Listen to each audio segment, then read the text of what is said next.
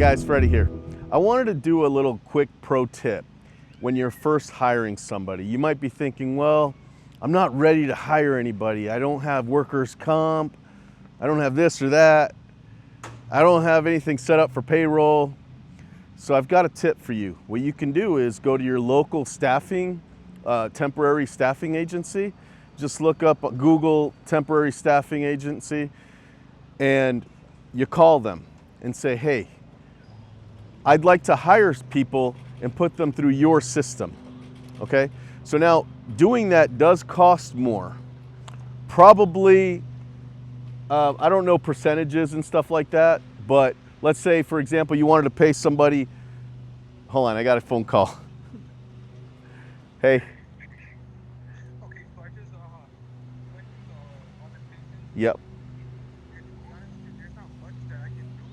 No, you can do an adjustment, bro. No, not what I mean. I mean, the little process is like the grass that you're Okay. with the hedge grass. Okay. All right, what you're looking for when you went through all that is any broken pipes, looking through the valves, anything that needs to be fixed. The 10 zones, okay. Yeah, because it's 9 through 12 zones or something like that. Okay. Plus parts. Plus parts, yes. All right, cool. Thanks. All right. Yep, bye. All right, sorry about that. So let's say, for example, because I don't know percentages, but so let's say you want to go there and say, I want to hire people and I want to put them in your system so they're covered under workers' comp, and they have a check coming from you guys and everything. They're going to say, awesome, trust me, they're going to be happy that you want to do this because you're going to supply the worker, but you're still going to pay their fees.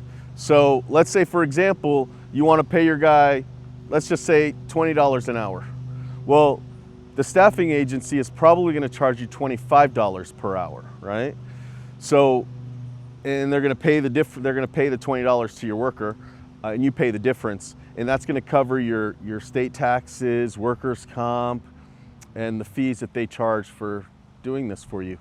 So I forgot the percentage. I want to say normally I pay, like if I were doing my own payroll, it would be about 10% more. So if I paid somebody $20 an hour, if you count the state taxes and all those things, it probably comes out to 10% more that I pay for $20 an hour worker. The staffing agency is probably going to charge you $15%, not 10. They're not just going to make no money. They're going to charge a little bit more. And it might even be 20%. So I just want you to just have this as an option because let's say you do hire somebody and they start mowing and they get hurt. God forbid something bad happens and they like cut their toe and you don't have any workers' comp, well, you're going to be liable for that. If you go through the temp agency and they have the workers' comp and the employee gets hurt, well, they're going to cover it. So that's the benefit of doing this.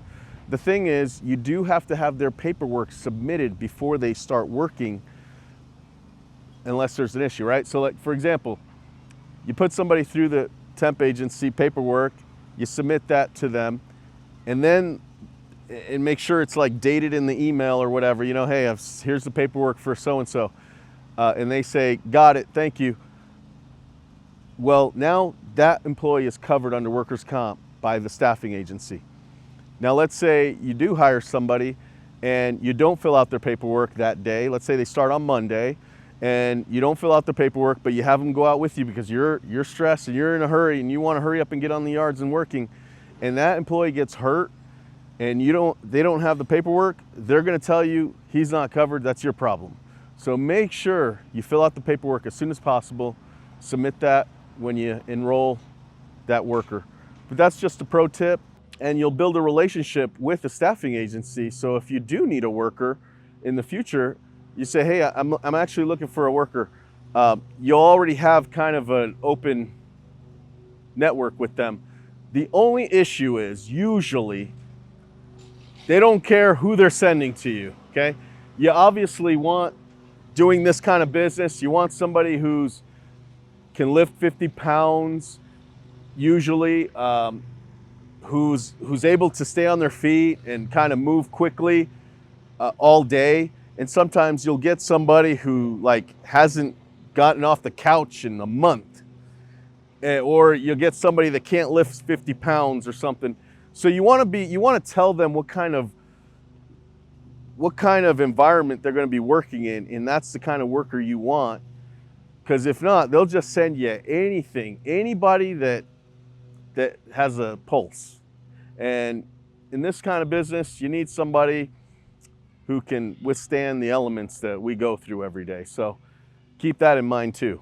But that could be helpful. I've used temp agencies when I've got crew leaders that are like, man, I'm dying out here. I need a worker. And I go, you know what? Okay.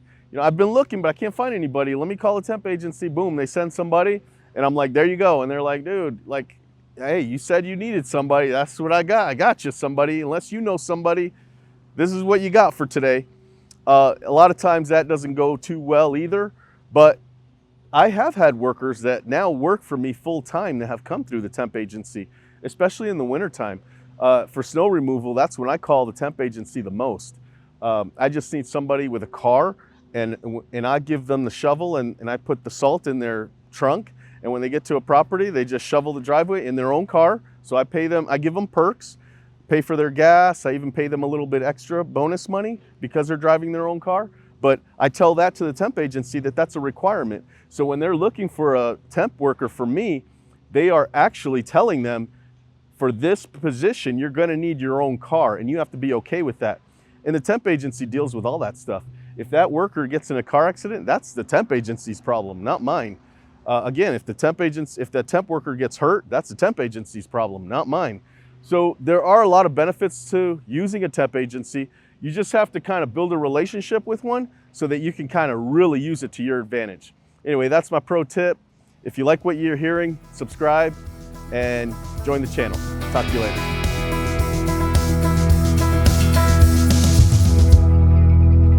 For more content like this, be sure to like and subscribe.